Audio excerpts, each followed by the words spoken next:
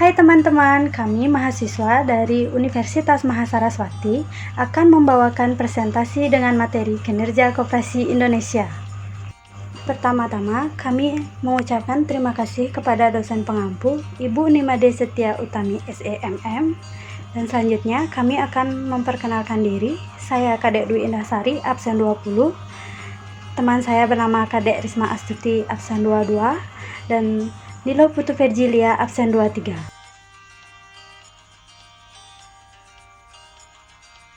Adapun sepokok bahasan yang akan kami sampaikan, yang pertama ada variabel kinerja koperasi dan prinsip pengukuran kinerja koperasi. Yang kedua ada kelembagaan, keanggotaan, volume usaha, permodalan, aset, dan SHU. Yang ketiga ada efisiensi koperasi, dan yang keempat ada klasifikasi koperasi. Variabel kinerja koperasi. Variabel kinerja koperasi yang diukur untuk melihat perkembangan atau pertumbuhan koperasi di Indonesia terdiri dari kelembagaan yang merupakan jumlah koperasi provinsi, jumlah koperasi per jenis atau kelompok koperasi, jumlah koperasi aktif dan non-aktif, keanggotaan, volume usaha, permodalan, aset, dan sisa hasil usaha. Variabel-variabel tersebut pada dasarnya belum dapat mencerminkan secara tepat untuk dapat melihat peranan atau pangsa koperasi terhadap perkembangan ekonomi nasional. Selanjutnya, faktor-faktor yang mempengaruhi kinerja menurut Armstrong 1998. Yang pertama ada faktor individu atau personal faktor, yang kedua ada kepemimpinan atau leadership faktor, yang ketiga ada faktor kelompok atau tim faktor, yang keempat ada sistem faktor, yang kelima ada faktor situasi atau situasional faktor. Prinsip pengukuran kinerja koperasi. Yang pertama, seluruh aktivitas kerja yang signifikan harus diukur. Yang kedua, pekerjaan yang tidak diukur atau dinilai tidak dapat dikelola karena darinya tidak ada informasi yang bersifat objektif untuk menentukan nilainya. Yang ketiga, kerja yang tak diukur sebaiknya diminimalisir atau bahkan ditiadakan. Yang keempat, keluaran kinerja yang diharapkan harus ditetapkan untuk seluruh kerja yang diukur. Kelembagaan, keanggotaan, volume usaha, permodalan, aset, dan SHU. Pengertian kelembagaan koperasi. Sebelum membahas tujuan dan fungsi sebuah lembaga koperasi, secara garis besarnya lembaga koperasi merupakan sebuah lembaga keuangan yang berasaskan kekeluargaan dan bergotong royong. Dan tujuannya pun tak lain untuk meningkatkan taraf ekonomi anggotanya dan masyarakat sekitar. Tujuan sebuah lembaga didirikan. Yang pertama, memaksimumkan keuntungan.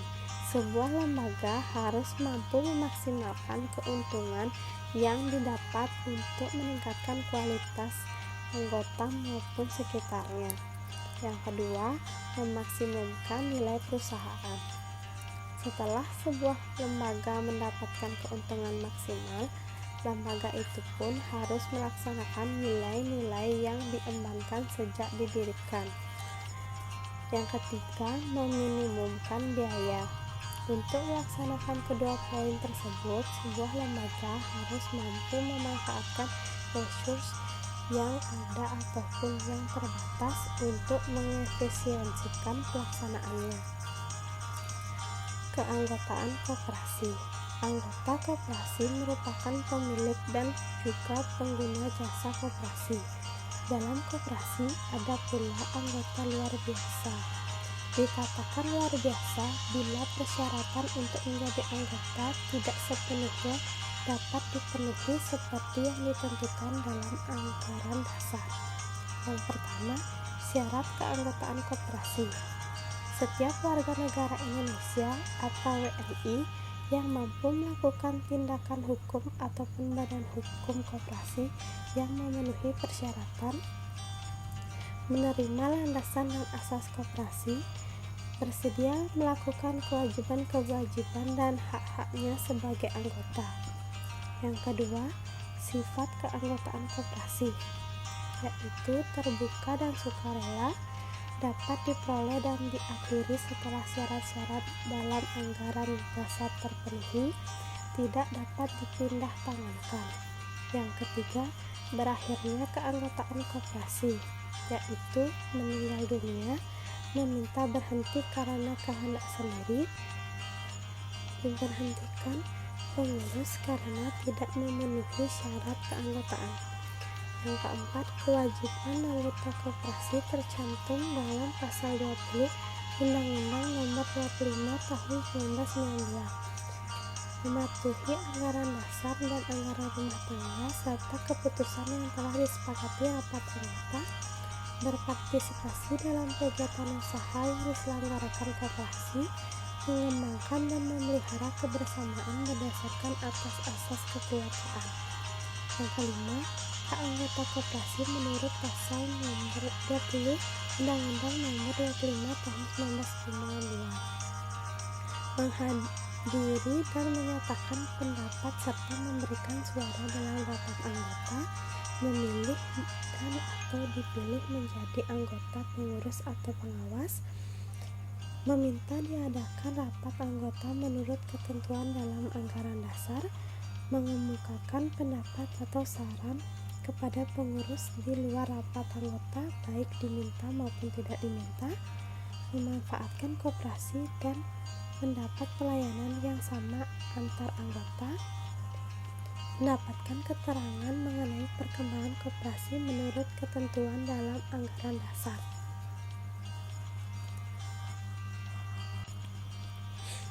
Permodalan koperasi. Yang pertama, modal dasar.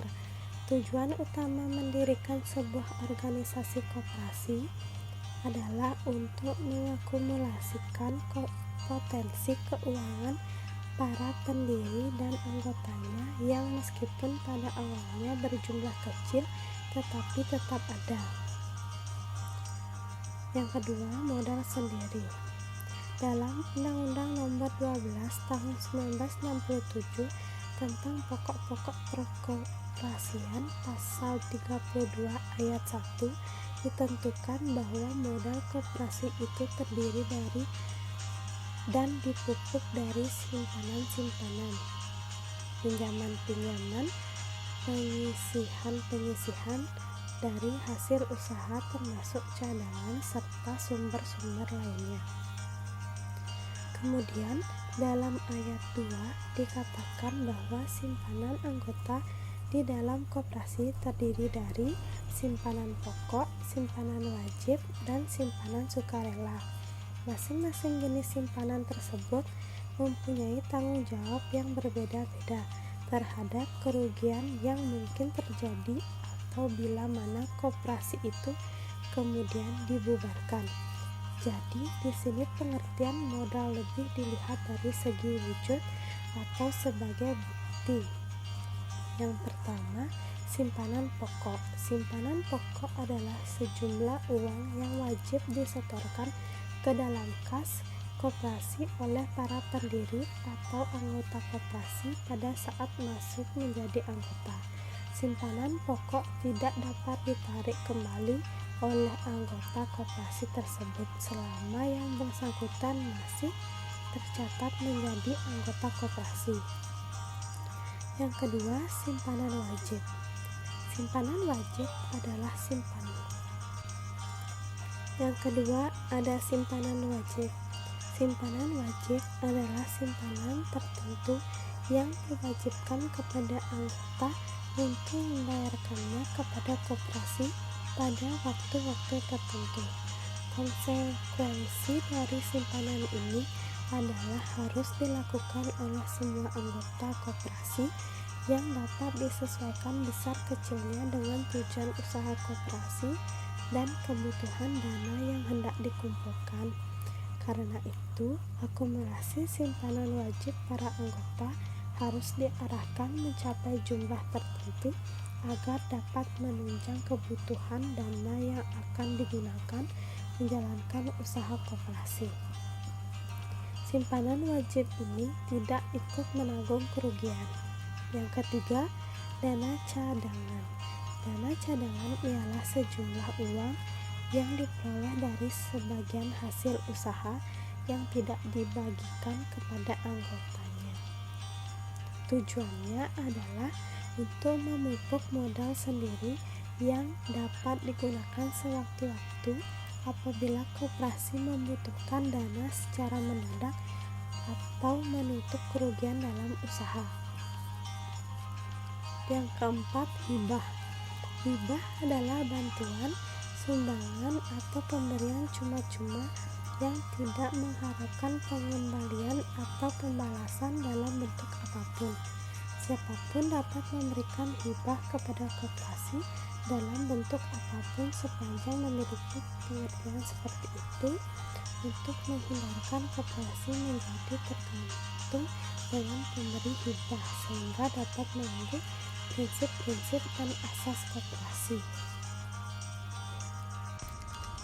Kemudian modal pinjaman.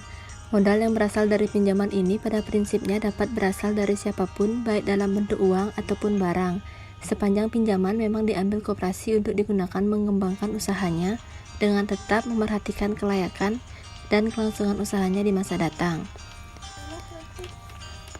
A. Pinjaman dari anggota. Pinjaman yang diperoleh dari anggota koperasi dapat disamakan dengan simpanan sukarela anggota. B. Pinjaman dari koperasi lain. Pada dasarnya diawali dengan adanya kerjasama yang dibuat oleh sesama badan usaha koperasi untuk saling membantu dalam bidang kebutuhan modal. C. Pinjaman dari lembaga keuangan. Pinjaman komersial dari lembaga keuangan untuk badan usaha koperasi mendapat prioritas dalam persyaratan. D. Obligasi dan surat utang. Untuk menambah modal koperasi juga dapat menjual obligasi atau surat utang kepada masyarakat investor untuk mencari dana segar dari masyarakat umum di luar anggota koperasi.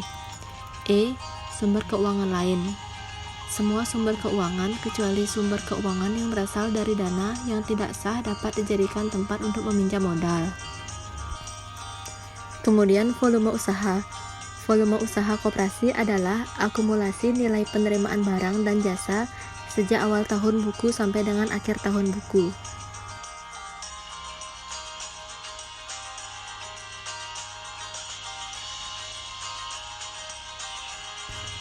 Kemudian ada aset dan SHU. Yang pertama aset. Aset adalah kekayaan yang dimiliki dan dikelola koperasi untuk menjalankan operasional usaha. Yang pertama aset lancar. Aset lancar adalah aset yang memiliki masa manfaat kurang dari 1 tahun. Kemudian aset tetap, yaitu aset yang terdiri dari beberapa macam aset, masa manfaat lebih dari 1 periode akuntansi, dimiliki serta digunakan dalam kegiatan operasional dengan kompensasi penggunaan berupa biaya depresiasi atau penyusutan. Kemudian ada sisa hasil usaha.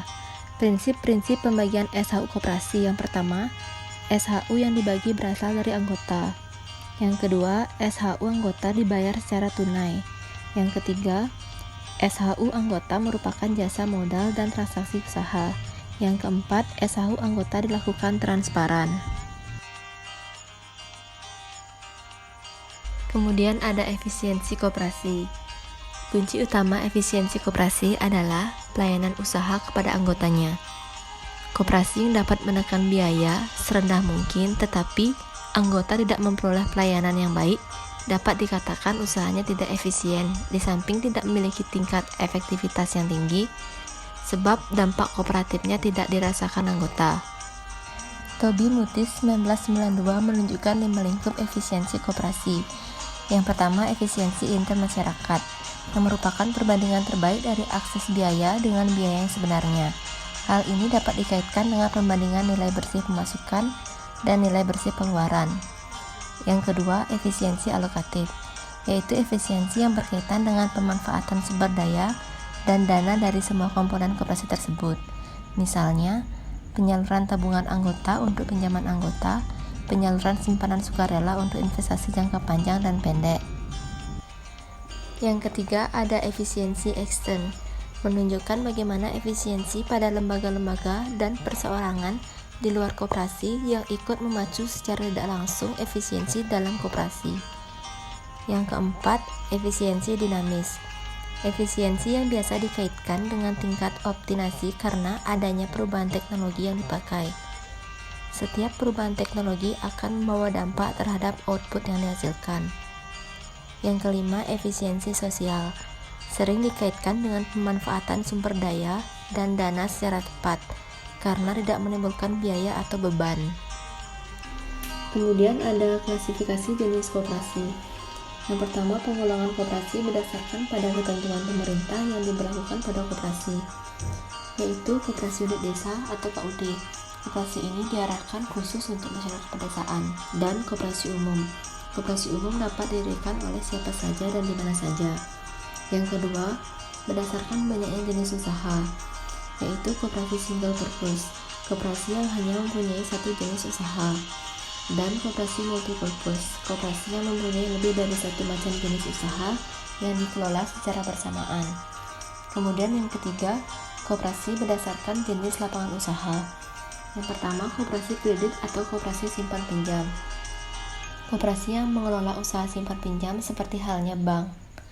Kemudian koperasi produksi. Koperasi yang mengelola usaha produksi barang tertentu. Contohnya, koperasi pengrajin batik, koperasi susu, dan koperasi pengusaha tahu Indonesia. Kemudian koperasi konsumsi, koperasi yang mengelola usaha penjualan barang konsumsi. Wujud usaha koperasi ini biasanya berbentuk toko.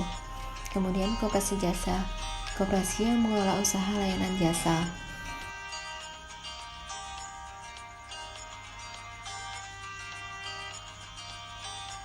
Kemudian yang keempat, koperasi berdasarkan jenis anggota, yaitu ada koperasi primer.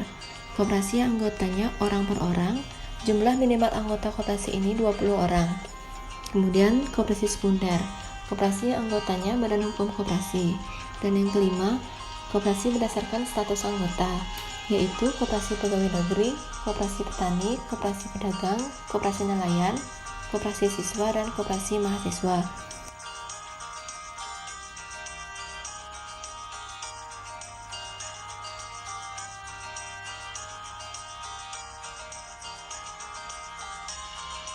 Jadi sekian pembahasan materi dari kami. Bila ada kesalahan kata, kami mohon maaf. Terima kasih.